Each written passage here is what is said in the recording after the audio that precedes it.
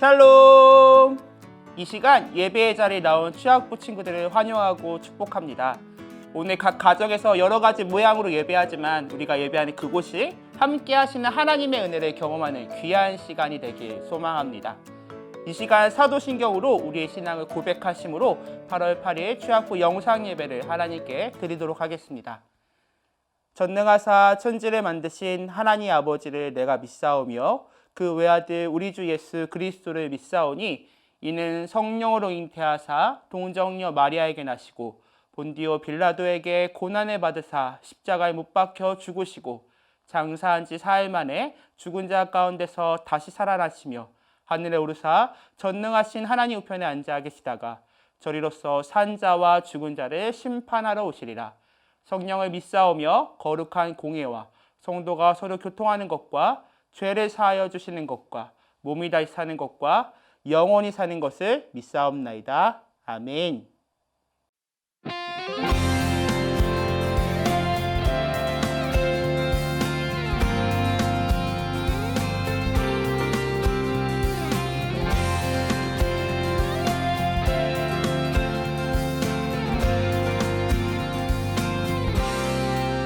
내 주님과 함께함이 복이라 사랑의 주님을 노래함이 복이라 생명된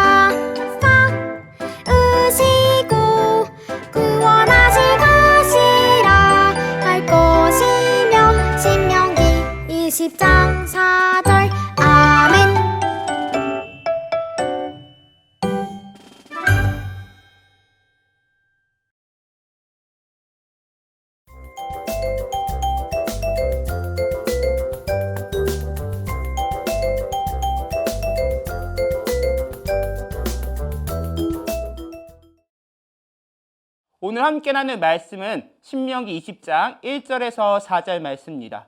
이 시간 같이 한 목소리로 읽어볼게요. 시작!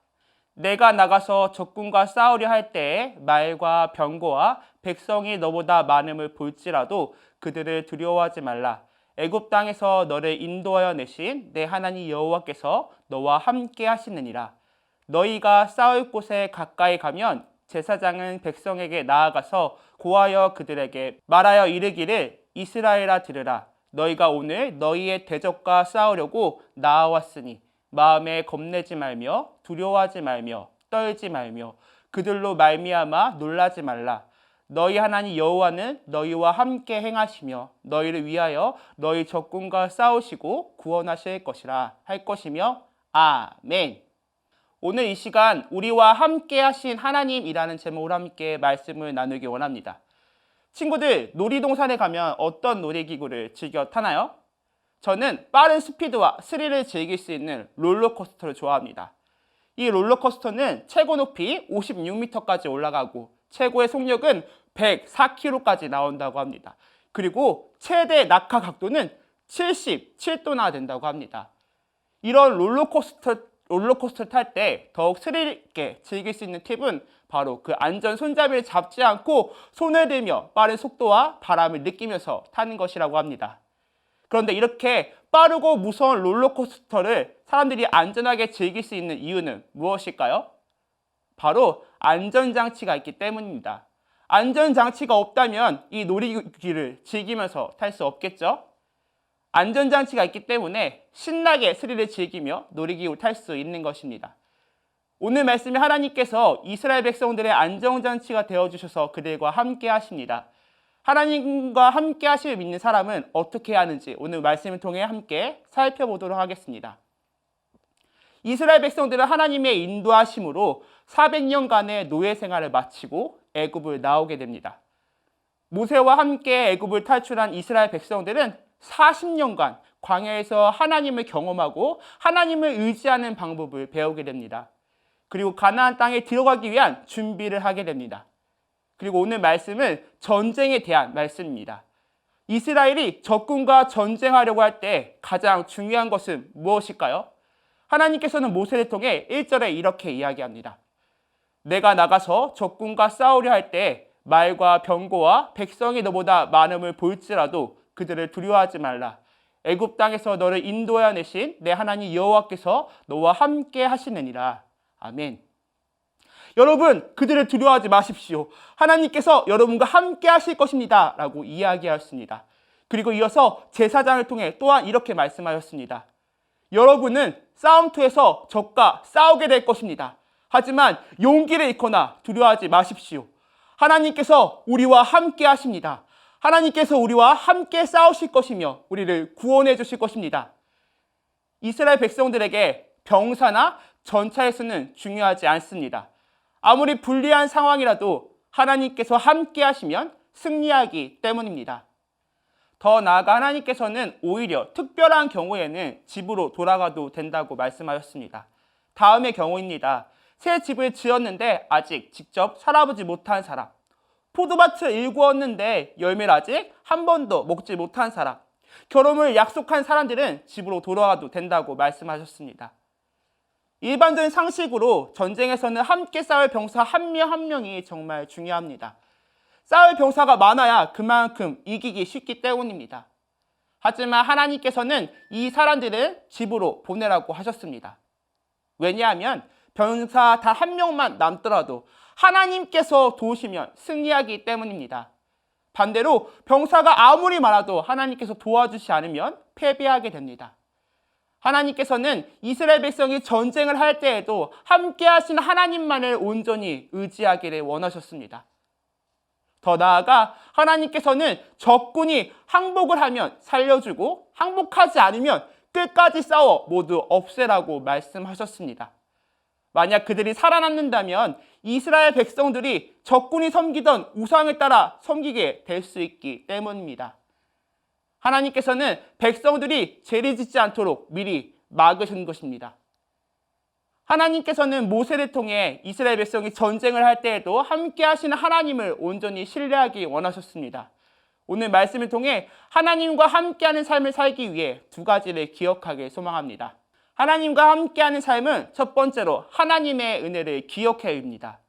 하나님과 함께하는 삶을 사는 우리는 언제나 하나님의 은혜를 기억해야 합니다. 오늘 말씀의 하나님은 자신을 소개할 때 조금 특별하게 소개하고 있습니다. 신명기 20장 1절 하반절 말씀 같이 읽도록 하겠습니다.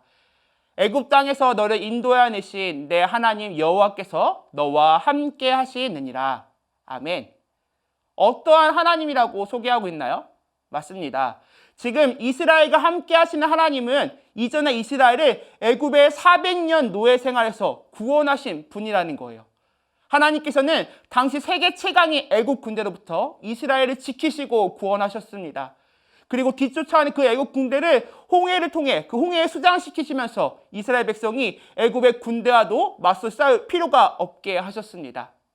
이스라엘은 하나님께서 일하시는 것을 지켜보면 되는 것입니다. 그리고 40년 광야 생활에서도 많은 대적들과 전쟁에서 지키시고 승리하게 하셨습니다. 이스라엘은 지금까지 인도하신 그 하나님의 은혜를 기억하고 그 하나님을 신뢰하면 된다는 것입니다. 우리도 마찬가지입니다. 우리의 죄로 인해 죽을 수밖에 없는 우리를 구원해 주신 그 하나님의 은혜를 기억해야 합니다. 죄와 사망의 권세에서 우리를 건져주신 그 하나님께서는 우리의 삶 가운데 언제나 함께 하십니다. 우리가 그 하나님의 구원의 은혜를 기억할 때 우리의 삶 가운데 전쟁 같은 우리가 할 수 없는 어려움이 찾아와도 두렵지 않고 그 가운데서 하나님과 동행하는 삶을 살 수 있는 것입니다. 하나님의 은혜를 기억하고 매일의 삶에 하나님과 동행하는 우리 모든 친구들에게 소망합니다. 두 번째, 우리가 하나님과 동행하는 삶을 살기 위해서는 하나님만 온전히 의지해야 합니다. 오늘 우리가 함께 읽진 않았지만 신명기 20장 5절에서 8절에 보면 전쟁터에 나갔지만 이러한 사람들은 돌려보내라고 하였습니다. 바로 새 집을 지은 사람, 새로 포도원을 만든 사람, 결혼을 약속한 사람, 마음이 허약한 사람들은 돌려보내라고 말씀하십니다. 사람의 생각으로 볼 때 전쟁에서 이기기 위해서는 뛰어난 무기와 잘 훈련된 군사가 많아야 합니다. 하지만 하나님의 관점에서 보면 모든 전쟁의 승패의 여부는 바로 하나님께 달려 있습니다. 전쟁의 승패가 하나님께 달려있다는 사실을 보여주는 이야기가 성경에 참 많이 등장합니다. 기드온의 300용사와 미디안의 연합군과의 싸움에서도 전쟁의 승패가 하나님께 있음을 잘 보여주고 있습니다.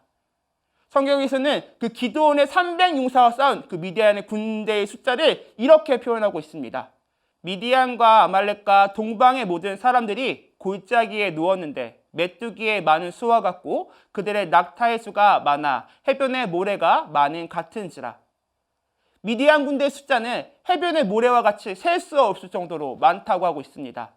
한편 기드온이 이끄는 군대는 오직 300명에 불과했습니다. 하지만 놀랍게도 이 전쟁의 승자는 바로 기드온이었습니다. 기드온이 300명의 군사를 이끌고 셀 수 없을 정도로 많은 미디안의 군대를 이길 수 있는 비결은 무엇이었을까요?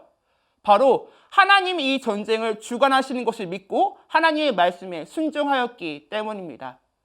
우리는 전쟁을 승리로 이끄시는 분이 오직 하나님이심을 기억하면서 살아가야 합니다. 우리도 마찬가지입니다. 인생을 살아가는 동안 미디안의 군대처럼 나의 힘으로 해결할 수 없는 불가능한 일들을 많이 만나고 경험하게 됩니다. 그때마다 우리는 좌절하고 포기하는 것이 아니라 기드온과 같이 이스라엘 백성들과 같이 하나님만을 온전히 의지하여 어려운 문제를 해결해 나가는 모든 취학부 친구들 되길 소망합니다. 말씀을 정리하도록 하겠습니다.